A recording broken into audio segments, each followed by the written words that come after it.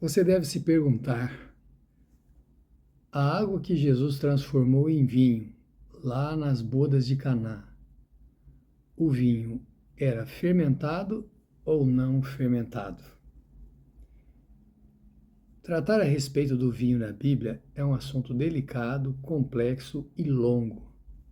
Entender como que alguns personagens bíblicos se embebedaram, por exemplo, como Noé, que foi um instrumento nas mãos de Deus para anunciar o dilúvio, posteriormente se embriaga. A atitude de alguns personagens bíblicos, embora respeitados e valorizados na Bíblia, a atitude equivocada destas pessoas não significa que tenha aprovação divina. Mas afinal, o vinho que Jesus transformou lá nas bodas de Caná era fermentado ou não fermentado? Vamos fazer o seguinte, vamos estudar algumas palavras para vinho na Bíblia, tanto no Antigo quanto no Novo Testamento. E aí vamos ter uma noção a respeito desse assunto, uma noção um pouco mais clara. Muito bem, a palavra usada para vinho no Evangelho de São João, capítulo 2, lá das bodas de Caná, é a palavra grega oinos, que serve tanto para vinho fermentado quanto para vinho não fermentado. E o equivalente hebraico yain ou tirosh. Muito bem, então são três palavras que aparecem no Novo Testamento para vinho. A palavra oinos, que aparece em São João capítulo 2, verso 9, também aparece na primeira carta de Paulo a Timóteo, capítulo 5, verso 23, quando Paulo aconselha a Timóteo para adicionar um pouco de vinho à água por causa do problema de estômago que ele estava passando. A outra palavra que aparece no Novo Testamento para vinho é a palavra síquera, que aparece em São Lucas 1, verso 15. Ali, especificamente, é vinho fermentado. Ali é bebida forte. A outra palavra, gleukos, em Atos 2, verso 13, e se refere ao mosto. No Antigo Testamento, você tem a palavra yain, que aparece em Gênesis 9, verso 21, justamente o episódio de Noé se embebedando. Ali pode ser tanto vinho fermentado quanto não fermentado. E a palavra tirosh, que aparece em Deuteronômio capítulo 12, verso 17, e também em Isaías 65, verso 8, para vinho não fermentado. E você tem a palavra shecar em Provérbios 31, verso 6, que é especificamente para bebida forte, para vinho fermentado. No tempo de Jesus, as pessoas diluíam o vinho. Não é a fermentação, não é o grau de álcool como existe hoje. Mas a palavra oinos usada para este vinho podia ser fermentado ou não fermentado. O fato é que nós, adventistas, entendemos que tanto para a Santa Ceia quanto para esta festividade em Caná, o vinho usado por Jesus era vinho não fermentado. Você já deve ter lido nos evangelhos sinóticos a referência que Jesus faz à Santa Ceia, e ele nem sequer usa a palavra vinho. Ele fala de provar o fruto da vide. Mas há um texto de Ellen White a respeito desse assunto em Deuteronômio, página 96. O texto diz assim: o vinho provido por Cristo para a festa e o que ele deu aos discípulos como símbolo de seu próprio sangue era o puro suco de uva. E ela faz aí uma comparação. A esse se refere o profeta Isaías quando fala do novo vinho num cacho e diz: não o desperdices, pois há bênção nele. Isaías 65, verso 8. Aí a palavra tirosh, usada no Antigo Testamento para vinho não fermentado. Sejam bem-vindos, alunos e professores da lição da Escola Sabatina. Estamos começando um novo trimestre. Nesse trimestre vamos estudar os temas do Evangelho de João.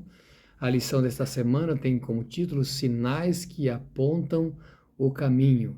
Então, é um privilégio, uma alegria estarmos juntos estudando a lição da Escola Sabatina. Bem, em relação a este milagre, Jesus transformando a água em vinho, e nós já pensamos aqui que Jesus também usou o vinho para simbolizar o seu sangue derramado pelo ser humano. Então vamos pensar algumas coisas aqui. Se esse texto de São João tem que ver com o sinal que Jesus faz para demonstrar que ele é o Filho de Deus? Então vamos pensar no Antigo Testamento. Lá no Antigo Testamento, a água foi transformada em sangue, quando o povo de Israel estava sendo libertado do Egito. Então o rio Nilo, a água foi transformada em sangue. Se você for para Apocalipse capítulo 16, no final da história desse mundo, lá por ocasião da perseguição final, quando a porta da graça estiver fechada, quando houver o decreto de morte, então serão derramadas as pragas. E a segunda e a terceira praga tem que ver com as águas dos rios transformando-se em sangue e as águas dos mares também se transformando em sangue. O fato é que as primeiras pragas não serão universais. Mas sempre me chama a atenção o texto lá de Apocalipse que fala: derramaram sangue inocente, é justo que bebam sangue. Bom, então na libertação do povo de Israel do Egito, o rio Nilo, a água foi transformada em sangue. Por ocasião da volta de Jesus, um pouco antes, as pragas serão derramadas e os rios e os mares serão transformados em sangue. Jesus, então, transforma a água em vinho para falar do seu poder libertador. E o vinho representa o sangue de Jesus derramado para nos salvar. Vamos pensar que Apocalipse capítulo 1, verso 5 diz assim: aquele que nos ama e pelo seu sangue nos libertou dos nossos pecados. Vamos ficar com esse pensamento de tudo que aprendemos aí sobre o sangue e sobre o vinho. O ponto principal é que o vinho simboliza o sangue de Jesus derramado por nós e esse sangue é para nos trazer a salvação. Muito bem, no estudo do Evangelho de São João, há um ponto a se chamar a atenção. Quando você vai lá para São João, capítulo 20, versos 30 e versos 30 e 31, você tem a informação de que Jesus fez muitos sinais que não estão mencionados no Evangelho de São João, mas lá diz que os que estão mencionados são suficientes para nós crermos que Jesus é o Filho de Deus. O que quer dizer isto? Quando João se refere aos milagres efetuados por Jesus, ele não usa a palavra dinamis, que normalmente aparece nos evangelhos sinóticos, que tem que ver com poder, dínamos, poder, e traduzido por milagre. João usa a palavra semeion, que quer dizer sinal. Então, quando João está falando de milagres, na verdade ele está falando de semeion, ele está falando de sinal, ele está falando de atitudes de Jesus para demonstrar que ele é o Filho de Deus. Então, você pode dividir o livro o Evangelho de São João em duas partes. A primeira parte, o livro dos sinais, que vai até o capítulo 11. A segunda parte, o livro da glória. O livro dos sinais, então, contém 7 milagres feitos por Jesus. Esse em que ele transforma água em vinho, quando ele cura o filho do oficial do rei, o paralítico de Betesda que é curado, a multiplicação dos pães e dos peixes, Jesus andando sobre o mar, a cura do cego de nascença e, no capítulo 11, a ressurreição de Lázaro. Fecha-se então a primeira parte do Evangelho de São João, o livro dos sinais, e vai então para o livro da glória. O livro da glória tem que ver com o sacrifício de Jesus. Começa a sinalizar os eventos que tem que ver com a sua entrega para poder salvar o ser humano. Muito bem, o fato é que Jesus opera o primeiro milagre, transformando aquelas águas que estavam naqueles vasos, né, que alguns falam que havia entre 80 e 120 litros, porque eram entre 2 e 3 metretas ali a medida. Outros pensam que teria que ter pelo menos 160 litros de água ali que Jesus transformou em vinho. De qualquer forma, foi um milagre efetuado ali para socorrer uma família que estava numa situação constrangedora porque os convidados estavam festejando ali e não poderia faltar o vinho naquela ocasião.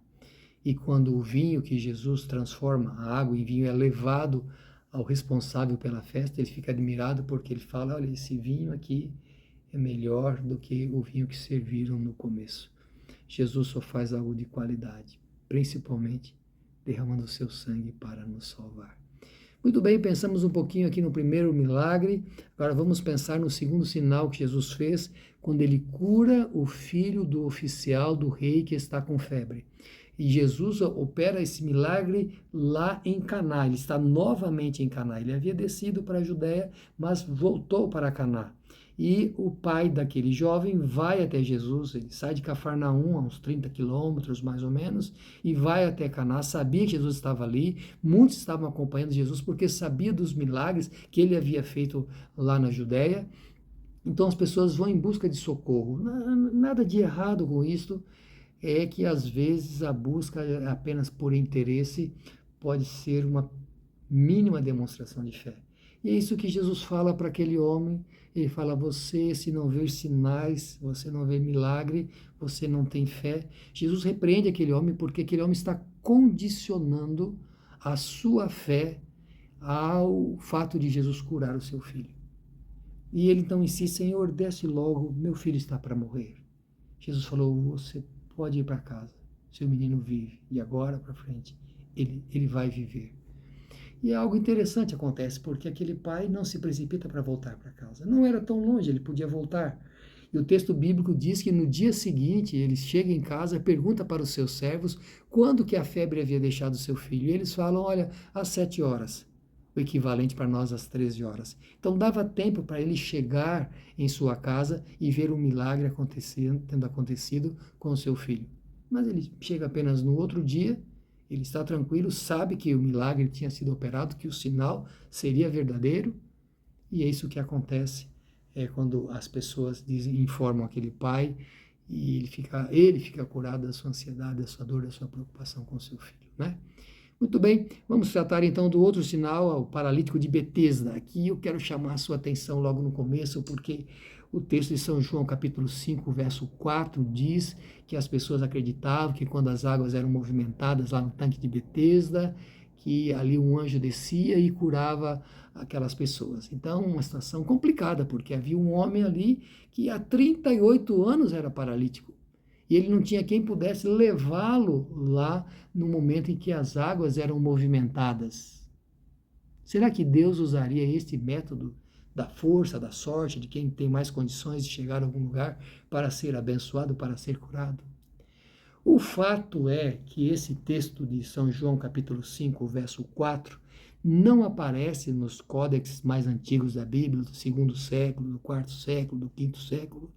Não aparece também em algumas tradições, no latim, no siríaco, no copta, não aparece. Provavelmente esse texto foi inserido por algum copista para tentar esclarecer, facilitar o entendimento.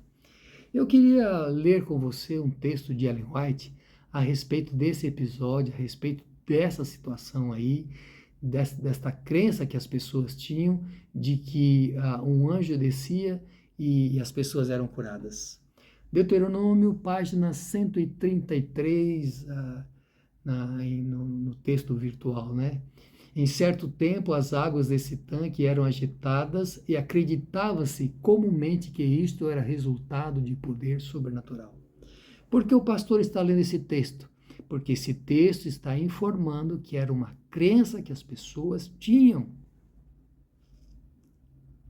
Bom, vamos deixar esse ponto de lado e vamos pensar no fato em si.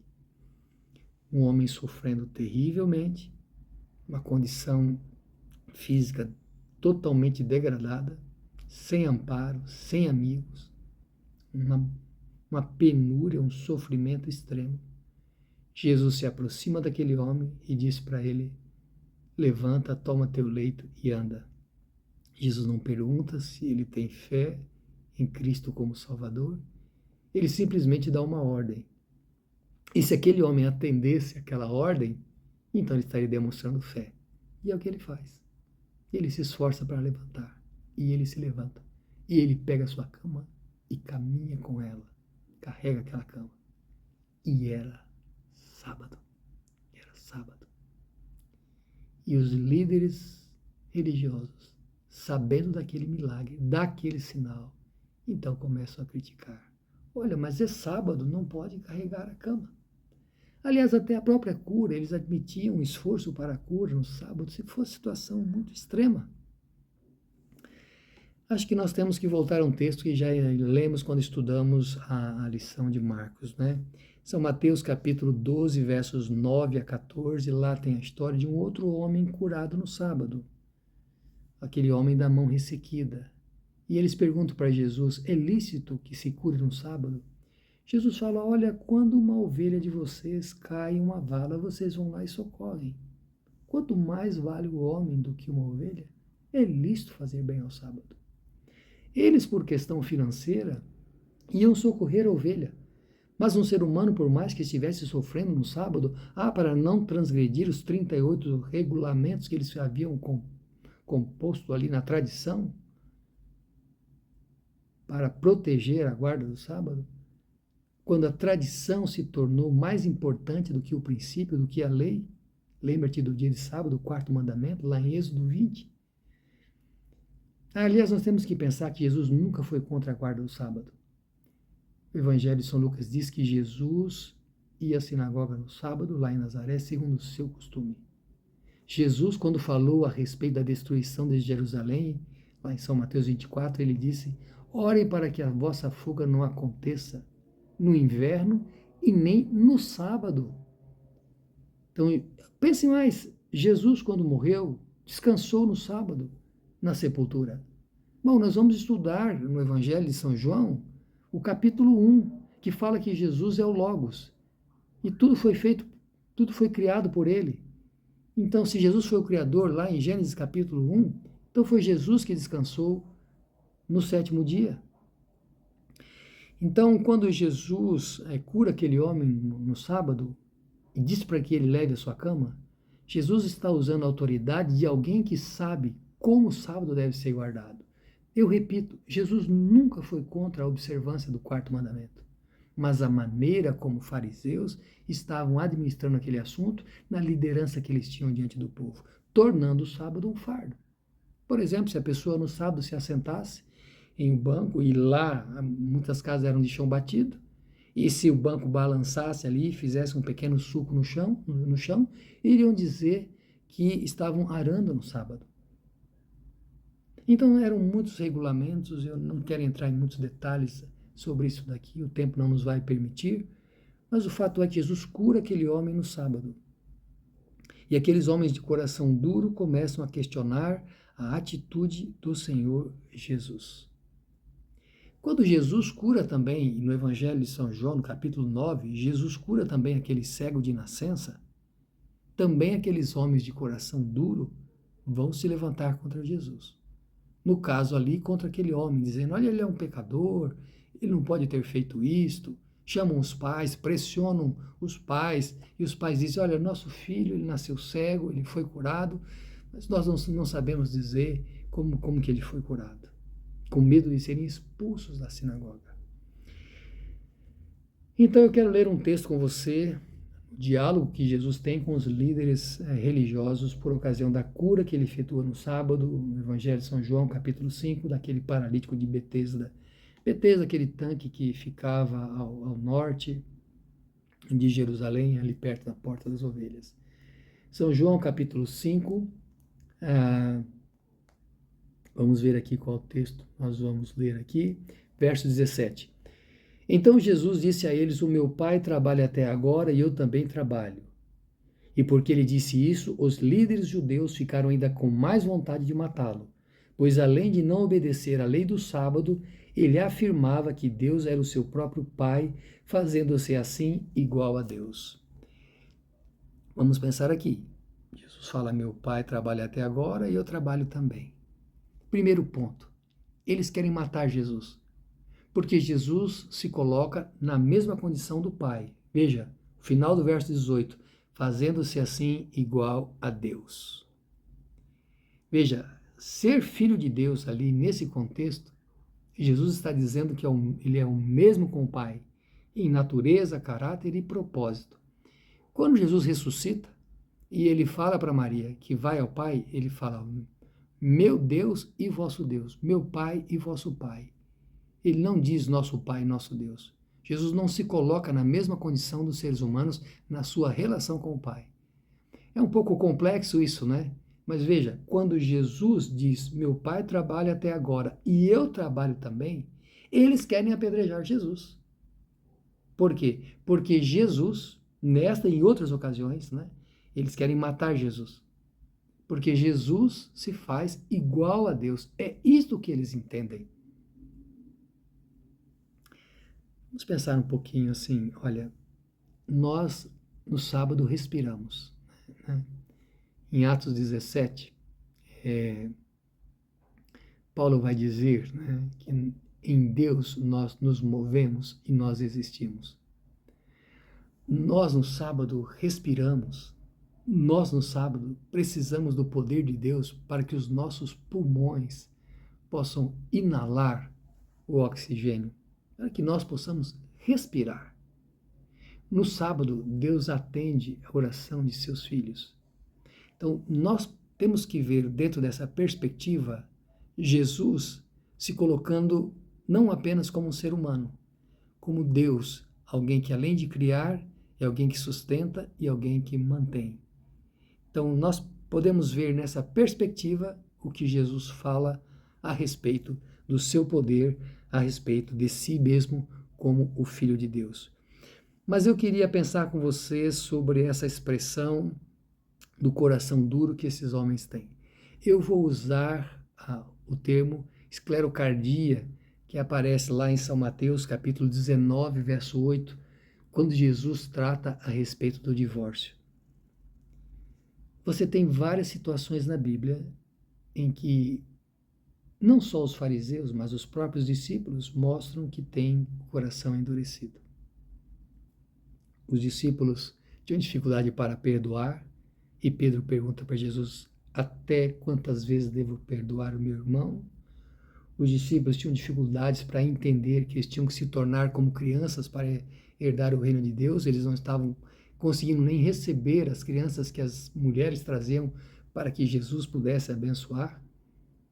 Jesus contou algumas parábolas para falar sobre o perdão, sobre o reino de Deus, para mostrar para os seus discípulos e para aqueles que ouviam que é necessário que o homem tenha um coração mole, um coração onde a lei de Deus esteja presente. Aí eu quero perguntar para você, diante dos sinais, diante dos milagres, diante de tudo que Deus faz, como está o seu coração? O sinal da transformação da água em vinho justamente num casamento. Jesus apoiando, valorizando a relação conjugal. Jesus curando aquele menino que estava com febre, aquele oficial do rei Herodes Antipas, que governava a Galiléia e a Pérea. Jesus também curando o paralítico de Betesda, falando para aquele homem se levantar e carregar a sua cama. Como está o seu coração? Você tem o coração receptivo ao Evangelho? Você tem o coração aberto para Deus? Ou você está cada dia pedindo que Deus faça um novo milagre para que enfim você possa acreditar nele? Bem-aventurado, disse Jesus, aquele que crer sem precisar ver. Vamos fazer uma oração? Nosso Pai que estás nos céus, obrigado porque Jesus deixou muitos sinais aqui na terra para que nós pudéssemos entender que Ele é o Filho de Deus. Ajuda-nos, Senhor Deus, a termos um coração sensível à voz do Teu Espírito e colocar o Teu reino em primeiro lugar em nossa vida. Te pedimos, em nome de Jesus.